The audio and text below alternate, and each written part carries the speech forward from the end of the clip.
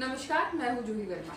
पश्चिम बंगाल में दूसरे चरण का मतदान सिर पर आ चुका है और इस बीच नंदीग्राम का जो रण है बेहद दिलचस्प हो गया है। जो बीजेपी की कोशिश थी ममता बनर्जी को एक सीट पर बांध के रखने की, उस कोशिश में काफी हद तक कामयाब हुई है बीजेपी। ममता बनर्जी पिछले कुछ दिनों से नंदीग्राम में ही डेरा डालकर बैठी हुई है।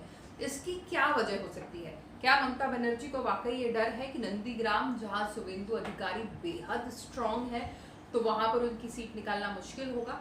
बीजेपी ने जिस तरीके से अपना ग्राउंड वर्क किया है पिछले कुछ समय में, खास तौर से लोकसभा चुनाव के समय से ही वो ममता बनर्जी ने नजरअंदाज किया, या देखकर भी वो अनजान बनी रही कि बीजेपी किस तरह तेजी से जमीनी स्तर पर अपना नेटवर्क इतना स्ट्रॉन्ग करती जा रही है कि टीएमसी को तो वो कमजोर कर ही देंगी। ये दिन भी आएगा कि ममता बनर्जी अपने ही प्रदेश में रहकर, जहां वो अपने खुद को पश्चिम बंगाल की रॉयल टाइग्रेस बताती है, पश्चिम बंगाल की बेटी बताती है और बाकियों को गैर बंगाली बताती है, बाहरी बताती है, उसके बावजूद जब ये बाहरी उनके स्टेट में दमखम दिखाने आते हैं तो डर भी जाती हैं। और यही डर है जिसने ममता बनर्जी को नंदीग्राम में पैक कर दिया है। सारी विधानसभा सीटों पर चुनाव प्रचार छोड़कर ममता बनर्जी का पूरा फोकस नंदीग्राम पे आ चुका है।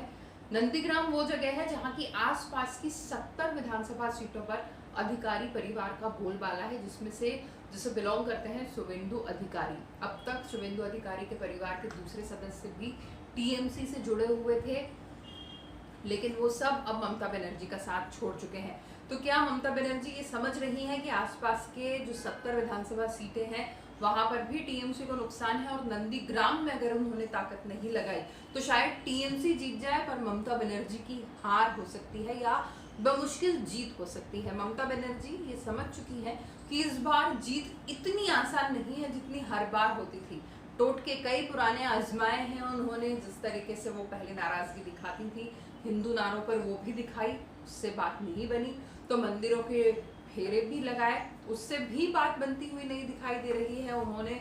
उसके बाद चोट लगी तो अपना घायल पैर भी उन्होंने जनता के सामने किया है। इससे पहले भी घायल होकर कई बार वो चुनाव जीत चुकी हैं। ये संयोग है या फिर वाकई कोई इसके पीछे स्ट्रैटेजी होती है, ये फिलहाल तक कहना मुश्किल है। पर ममता बनर्जी को जब जब सहानुभूति मिली है वो सत्ता के शिखर पर पहुंची है। तो क्या इस बार टूटा पैर जो है वो उन्हें सत्ता की ऊंचाइयों पर ले जा पाएगा? वो भी तब जब बीजेपी का घेरा इतना मजबूत होता जा रहा है। ममता बनर्जी ने तमाम कोशिशें की हैं, तमाम बड़ी बड़ी रणनीति बनाई है, पर बीजेपी जो चाहती थी उस रणनीति में ममता बनर्जी उलझी हुई ही नजर आती है। बीजेपी की पूरी कोशिश थी कि ममता बनर्जी पूरे प्रदेश से उनका फोकस हटे, वो एक सीट पर केंद्रित हो जाए, और वही हुआ।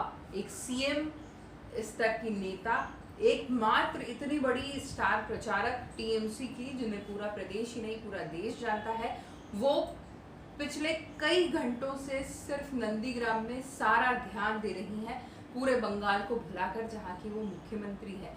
इसके बाद अगर वो कहती है कि सब कुछ मेरे हाथ में है और सत्ता में मैं वापसी करूंगी, तो उसके बीच में वो कॉन्फिडेंस अब कहीं गायब दिखता है। डर उन पर हावी नजर आने लगा है। अब वो नंदीग्राम से गनीमत है कि नंदीग्राम दूसरे चरण में है। अगर ऐसा नहीं होता तो शायद ममता बनर्जी कुछ और मतदान के चरणों तक नंदीग्राम में ही उलझी रहती। पर फिलहाल दूसरे चरण से ये क्लियर हो गया है कि ममता बनर्जी ये समझ चुकी है कि ये चुनाव उनके लिए इतना आसान नहीं है जितना पुराने चुनावों में वो अपनी सीट और अपनी सत्ता निकालती रही हैं। इस बार लड़ाई टफ है।